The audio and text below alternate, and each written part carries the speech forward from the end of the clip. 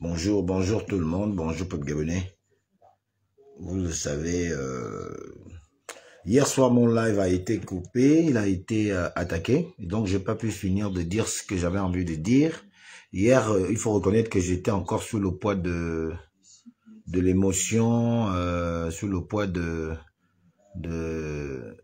mon désaccord quant à la manière dont les choses se font au niveau de la Gaza en ce qui concerne l'eau. Déjà, nous avons des problèmes d'eau, nous avons déjà des problèmes d'eau, et donc la seule manière pour nous d'essayer de gérer ça, c'était déjà de prendre des petits sachets là que certains parents prennent pour alimenter leurs enfants et s'alimenter eux-mêmes, parce que beaucoup de Gabonais, effectivement, vont s'acheter ces sachets d'eau-là dans les boutiques pour pallier un peu aux problèmes d'eau et récurrents que nous avons aujourd'hui en République gabonaise. Et moi, hier, j'étais encore sous le choc de cette manie qu'a procédé le DG de la Gaza,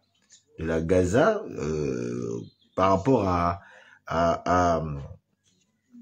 ce qu'a fait le directeur général adjoint. Et ce matin, je reparle de ça parce que je suis resté sur ma faim, parce que le live a été attaqué et je n'ai pas fini de dire ce que j'avais envie de dire hier. Donc ce matin, je me permets de continuer ce que je ressens et ce que je pense de cette situation de la Gaza. Donc le temps que les gens se connectent, nous n'allons pas nous taire, nous allons continuer à imposer aux gens de changer la manière de faire.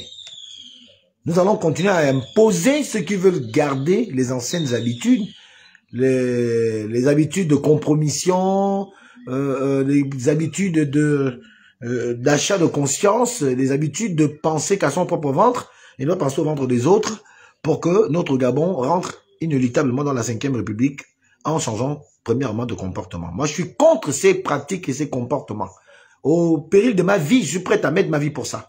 Il ne faut pas qu'on m'impose, moi, Alain Gauthier, de changer, et les gens qui me demandent de changer ne veulent pas changer. Eh bien, nous allons leur imposer de changer. Donc, le temps que les gens se connectent, je vais mettre une petite musique, parce que moi, quand je rentre en combat, c'est une musique qui m'alimente et qui m'ouvre l'esprit de beaucoup de sagesse et beaucoup d'intégrité. Donc, le temps que les gens se... Jules Ondon, donc bonjour mon petit frère. Merci d'être là. Patrick Ondovono. Comment tu vas mon petit frère? J'espère que vous allez bien vous tous. On va, le temps que les gens posent, on va poser calmement aujourd'hui. Hier j'étais fâché, mais là je vais poser calmement dans l'intérêt de tout le monde. Donc...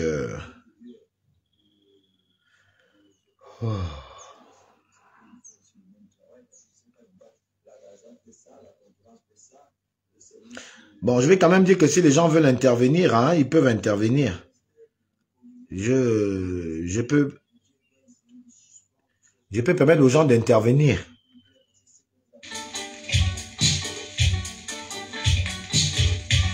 Le temps d'une petite pause musicale.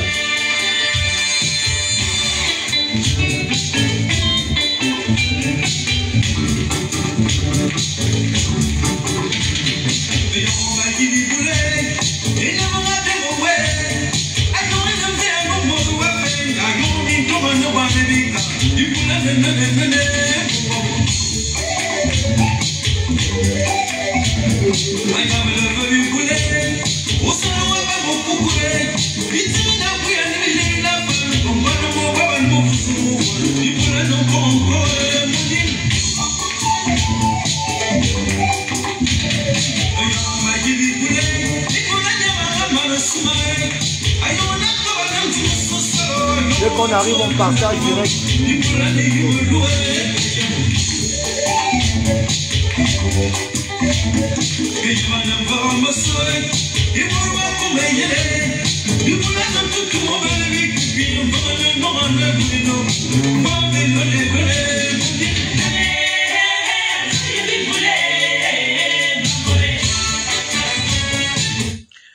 Ok, vous voyez que les Gabonais sont là. Je vais vous dire pourquoi j'aime écouter ce morceau. Ils disent, Adjoye Biboulou, en fait, pour moi, Biboulou, ça veut dire tout ce qui se passe dans une république, hein, que ce soit en bien ou en mal.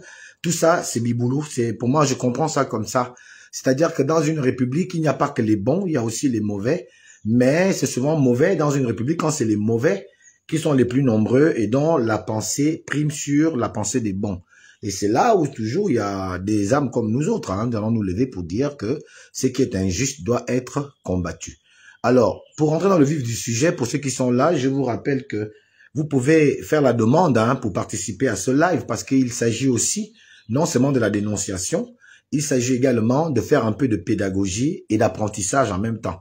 Personne n'a la vérité infuse, personne n'a le monopole de la vérité. Nous tous, nous sommes venus sur Terre, nous apprenons au fur et à mesure que nous rencontrons les choses de la vie. Et donc, je suis le fils de l'école du village, je suis le fils qui a le doctorat en sagesse du village et en fonction de cette sagesse du village, je essaye du mieux que je peux de naviguer entre les écuelles de la vie pour arriver à un rêve, le rêve de la réussite, qui n'est pas forcément une réussite financière, elle peut être aussi une réussite en termes de sagesse, une réussite en termes d'exemplarité. Donc, je peux servir d'exemple aux générations qui vont venir juste après moi.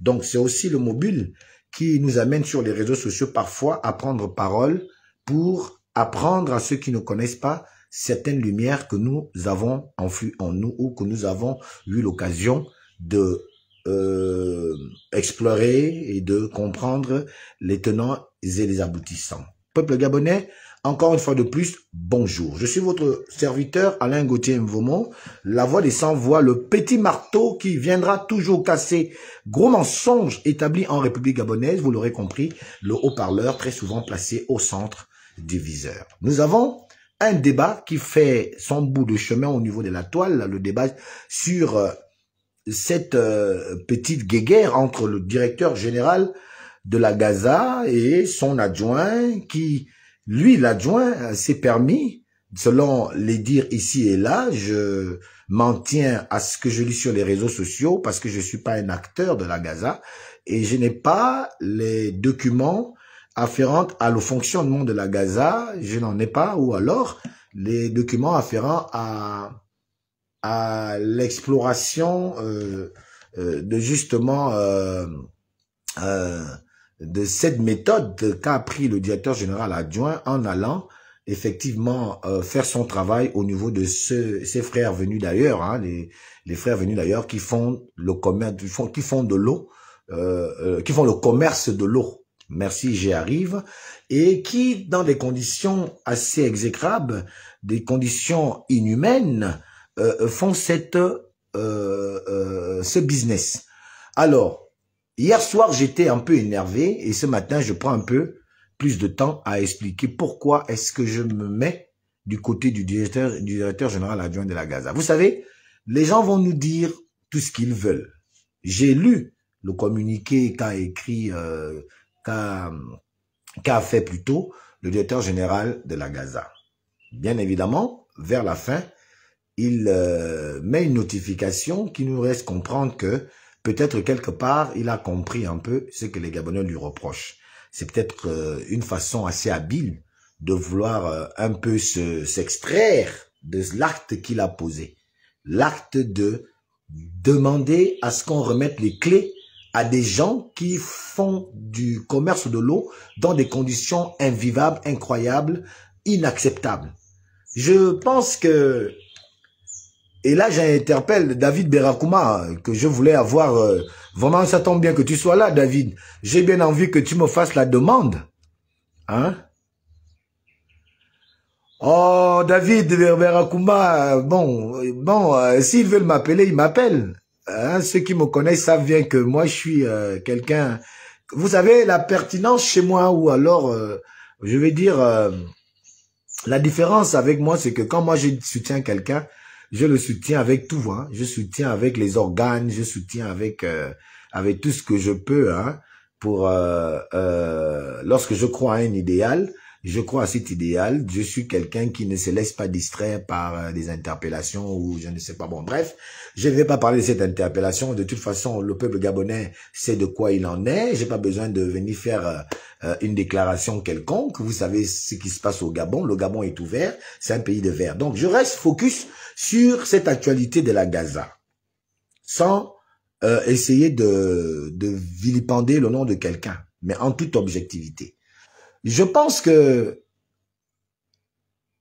en toute franchise, le directeur général de la Gaza a peut-être pensé bien faire. Il a peut-être pensé bien faire. Parce que souvenez-vous même que hier, lorsque j'étais fâché, j'ai parlé de ce dossier, je disais bien que même si l'intention est bonne, mais la manière d'avoir fait les choses nous prête à croire qu'il y a de terribles intentions derrière ça. Des intentions que je ne vais pas ici dire parce que je ne suis pas là pour jeter l'huile dans le feu. Je suis là pour dire à certains de comprendre la nécessité de sincèrement penser aux Gabonais. Pensez aux Gabonais d'abord. Les Gabonais ont passé trop de temps dans une souffrance indescriptible. Que votre humanisme vous revienne. Que les gens pensent d'abord aux autres avant de penser à eux. La Gaza, par l'Autriche de son directeur général adjoint. Je ne cite pas les noms, vous les connaissez. Je pense que dans une administration, je ne sais pas si cela est écrit dans un article, parce que je ne suis pas, comme j'aime à le dire, un professionnel du droit, des articles. Je ne connais pas comment fonctionne la Gaza dans ses règlements intérieurs, etc. Mais je peux déjà penser par bon sens, à cause du bon sens, que lorsqu'on a mis un directeur général adjoint, on l'a pas mis pour rien, en fait. Un directeur adjoint, même dans une association, je pense que c'est le même cas. Lorsqu'on dit président d'association, vice-président ou adjoint au président, ça a une signification et ça a une importance. Quand on met des adjoints quelque part, c'est parce qu'on estime que le patron, donc le président lui-même, peut avoir une incapacité ou alors peut être ailleurs. Et donc, l'administration ne peut pas s'arrêter de fonctionner parce que le directeur général n'est pas là. Et l'homme a pensé qu'il fallait un adjoint qui peut pallier à ces déficits. Au cas où le directeur général n'est pas là, le directeur adjoint reste à faire fonctionner la boutique. Je pense que c'est dans ce sens-là qu'il y a toujours un adjoint parce qu'on prévoit déjà qu'il peut y avoir une indisponibilité du directeur général ou du patron. Et donc, c'est un adjoint est indispensable pour continuer l'administration. Et je pense que, d'après les informations que j'ai, si elles sont bonnes, le directeur général se trouvant à l'extérieur du pays et le directeur général adjoint ayant connaissance d'une certaine situation qui pourrait engendrer un problème de santé majeur. Alors, le directeur général adjoint étant au courant de cette manœuvre que nous décrions tous, eh bien, vous voyez, les gens ont voulu que le directeur général adjoint fasse quoi? Il attend que le DG termine d'abord ce qu'il est en train de faire, je ne sais où, en Europe, en Afrique, ou je ne sais pas où, pour agir. Est-ce que cela devait rentrer conformément à l'humanisme que nous devons faire montre? Est-ce que cela devait rentrer dans ces codes de l'humanisme que le directeur général adjoint, pour moi, en fonction de ce que je regarde, est? Je trouve que le directeur général adjoint, même si il n'a pas suivi les règles du jeu, mais l'importance était déjà là, l'urgence était déjà là. J'estime qu'il fallait d'abord qu'il sauve d'abord des vies. C'est comme on dit chez les médecins. Quand ils vont prêter leur serment là-bas, dans leur affaire, on leur demande d'abord de sauver les vies avant de donner l'argent. Leur serment leur impose d'abord de sauver les vies. Je pense que le directeur général adjoint a d'abord pensé à l'urgence de sauver les vies des Gabonais. Parce que, imaginez-vous un seul instant que cette eau a été empoisonnée. Que cette eau a été expressément empoisonnée avec tout ce qu'on entend sur la toile, vrai ou faux, sur le complot contre l'humanité que certains grands médecins, grands savants font chez les Blancs, où on dit que l'Afrique est tellement peuplée, il faut diminuer la population d'Afrique. On nous amène des vaccins dans le but, en fait, de nous rendre stériles. On nous envoie des vaccins, des médicaments dans le but d'exterminer, de diminuer la population africaine. Bon, c'est des informations que nous avons ici et là sur le net. Bon, imaginez-vous que ces frères venus d'ailleurs, qui sont très friands de l'argent, ont été contactés dans le but, par exemple, de éliminer les Gabonais. Je ne dis pas que c'est ça, je dis imaginons. C'est un problème de sécurité alimentaire. C'est un problème de sécurité. N'allons pas croire que parce que le directeur général adjoint n'a pas suivi les règles en vigueur en la matière, que nous allons tout de suite lui dire que oui, non, voilà, il a mal fait. Je pense que l'urgent était pressant et le directeur général a agi. Et ça rentre dans ses prérogatives en tant que directeur général adjoint de la Gaza.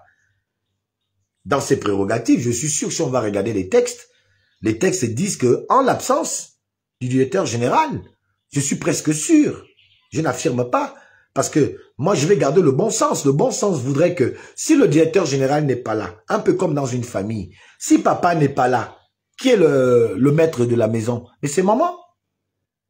C'est automatique. Maman est un peu vue comme le directeur général adjoint de la Gaza et papa est vu comme le directeur général adjoint de la Gaza et papa ici est vu comme étant le directeur général. Si papa est en vacances, en voyage, qui reste à s'occuper de la famille? C'est maman. Le directeur général étant en voyage, je ne vois pas pourquoi le directeur général adjoint ne prendrait pas ses responsabilités. Il a d'abord fait ce qu'il fallait faire. Ensuite, on peut avoir un regard. Et moi, ce qui me fait croire que, vraiment, effectivement, comme cela est dit sur le net, qu'il y a une guerre de maison interne, mais moi, je voudrais dire ici que vos guerres internes ne nous regardent pas, les Gabonais. Les guerres internes à votre institution ne nous regardent pas. Que les gens n'amènent pas souvent leurs problèmes personnels dans le lieu du travail. Je pense que cela est interdit par les règles du jeu du travail. Tu ne vas pas amener tes problèmes de maison, tes problèmes je ne sais pas quoi, dans le travail. Cela va forcément avoir un impact négatif sur le fonctionnement de cette entreprise. Parce que là, nous avons un cas patent. Ce cas-là est patent. S'il est avéré que les gens sont en train de se battre pour des raisons qui sont simplistes à eux-mêmes. Par ego, ou bien par, je sais pas, par besoin de pouvoir l'un sur l'autre. Je dis que il faut que nous n'acceptions plus ce genre de choses. Et cela ne ménage pas l'image du chef de l'État qui vous a choisi à ce poste. Est-ce que vous pensez parfois à celui qui essaie tant bien que mal à vous responsabiliser au détriment de certains autres, peut-être même meilleurs que vous? Parce que par erreur d'appréciation ou bien parce que ne connaissant pas réellement les motivations qui sont ceux de ceux qu'ils nomment. Ou bien par avide de personnel, de personnes susceptibles de faire ce travail-là. On ne vous choisit pas parce que vous êtes les plus beaux ou les plus hauts diplômés. On vous choisit parce que il y a une certaine confiance qui se manifeste et on se dit, bon, on va faire avec tel. C'est un choix qu'on fait sur vous.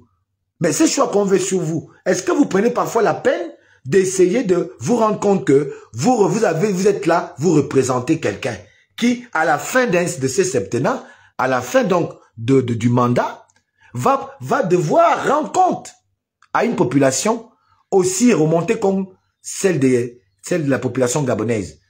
Et aussi attendant sur des résultats plausibles.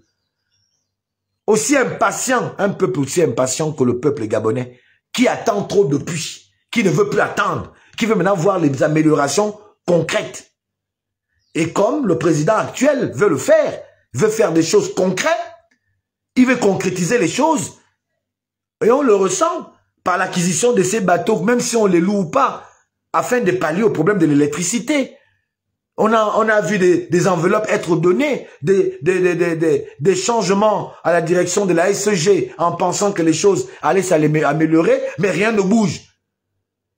Rien ne bouge. Est-ce que c'est le moment est propice encore à poser certains actes où un compatriote, directeur général adjoint, constate quelque chose qui n'est pas bien et agit en tant que tel.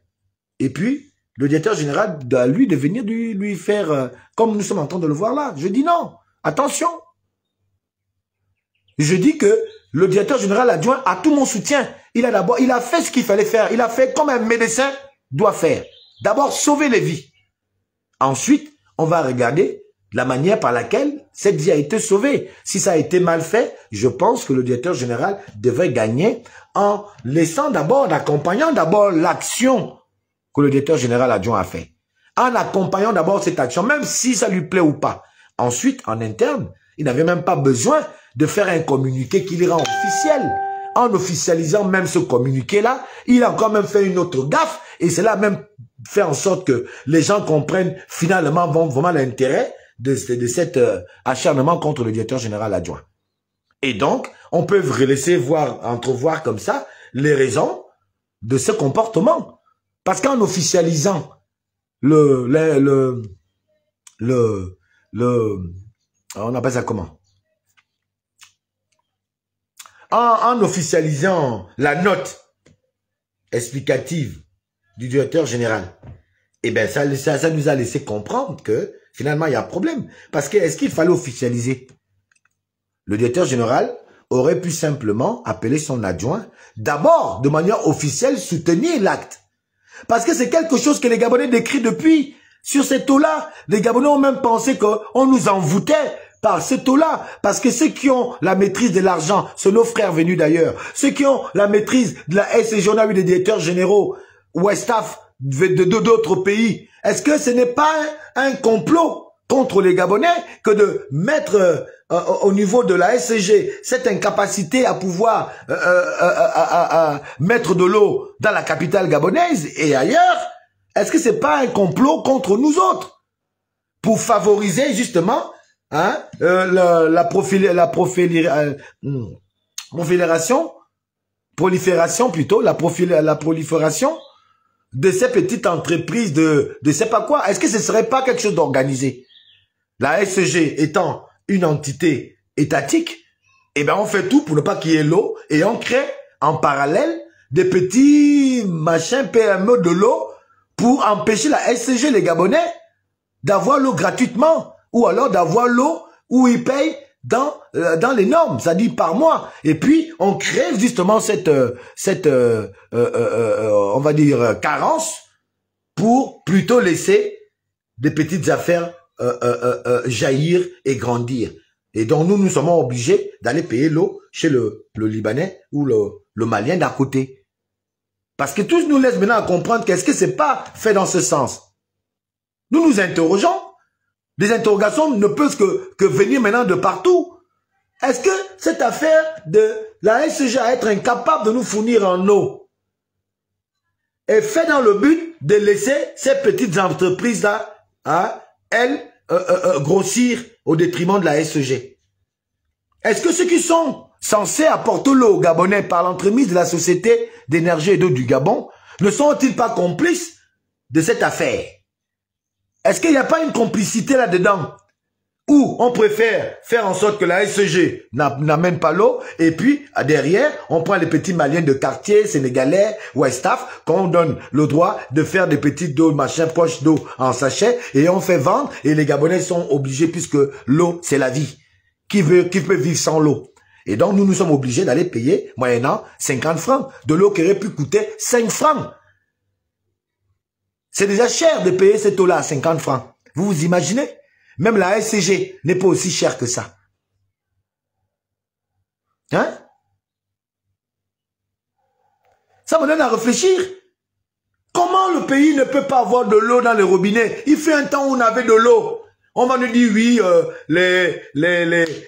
comment on appelle ça, le matériel est défaitiste, oui, on a fait la commande du nouveau matériel, cela demande de nous arrimer aux normes actuelles, parce que la technologie a évolué, et donc il faut qu'on trouve les moyens pour pouvoir acheter les nouvelles technologies, pour que la SCG puisse effectivement desservir dans toute la capitale, et ailleurs, on trouve des bonnes excuses, qui sont plutôt, quand on regarde, des excuses qui sont pourtant vrai, pourtant compréhensible, mais quand on regarde hein, tout l'argent que les gens s'amassent, tout l'argent qu'on vilipende partout, même pendant la campagne, l'argent qui est sorti, on se pose quand même des questions que est-ce que c'est pas fait exprès? Parce que moi je suis en train de me poser la question, est-ce que c'est pas fait exprès? Comme on a vu quand le C3 est arrivé sur l'affaire du courant, où des gens avaient même déjà des mini machins vente de tickets de courant, de compteurs. Ok, Gabon. Est-ce que c'est pas la même chose que le courant qui est en train de se faire? On ne fournit pas de l'eau, on fait tout pour piétiner. L'eau de la SCG arrive dans les maisons des gens et puis on lance ces cas de petits sachets d'eau ou à l'intérieur même, comme les Gabonais l'ont soupçonné un temps. Et puis on peut injecter des trucs dedans pour nous rendre complètement inertes de réflexion, inertes et nous rendre aussi captifs de ces eaux-là. Ce qui fait en sorte que le Gabonais ne réagit jamais comme cela se doit comme d'autres peuples du monde. Parce qu'on nous disait qu'on est en train de nous envoûter avec cette eau. Ça s'est dit ici et là, ça s'est dit au Gabon. Donc, je dis que le directeur général, je comprends, il a dit oui, non, on doit suivre la procédure. Mais là, dans ce cas d'espèce, ce n'est pas une question de procédure, c'était une question vitale. Il s'agissait de la vie des Gabonais. Et comme je l'ai dit hier, le temps qu'on voit comment il faut que sur le plan des règles, on doit agir. Mais pendant ce temps-là, vous connaissez le nombre de Gabonais? Ça, c'est, on va presque dire que c'est un génocide. Moi, je vais appeler les choses comme ça. C'est un génocide. Le faire, c'est faire un génocide. Parce que, vous savez combien de Gabonais, s'il l'eau avait été empoisonné, ils seraient morts.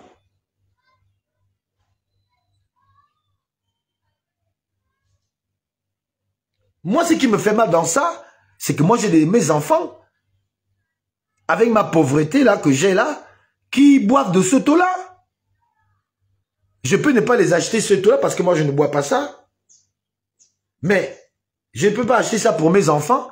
Mais si il y a des familles qui achètent cette eau pour leurs enfants et que mon enfant à l'école a soif et mon enfant demande à son copain de classe de lui donner de l'eau et que celui-ci aurait acheté l'eau là et lui donne pour boire en pensant faire une bonne action, mon enfant boit et tombe malade. Vous voyez combien de problèmes que vous allez engendrer dans ça?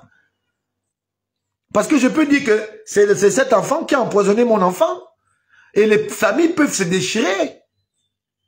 Est-ce que vous essayez d'imaginer à quel point vraiment la décision du directeur général, moi, va m'écœurer?